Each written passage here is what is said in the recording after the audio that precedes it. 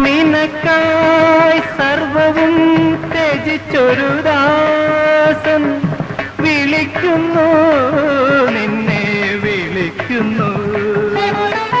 നിനക്കായി സർവവും ത്യജിച്ചൊരു ദാസൻ വിളിക്കുന്നു, നിന്നെ വിളിക്കുന്നു. കനകഗോപുര നടയിൽ നിന്നും ക്ഷണിക്കുന്നു, നിന്നെ ക്ഷണിക്കുന്നു. കാട്ടിലെ പാഴുളം തണ്ടിൽ നിന്നും പാട്ടിന്റെ പാലാഴി തീർത്തവളെ, മന്മനോവീണയിൽ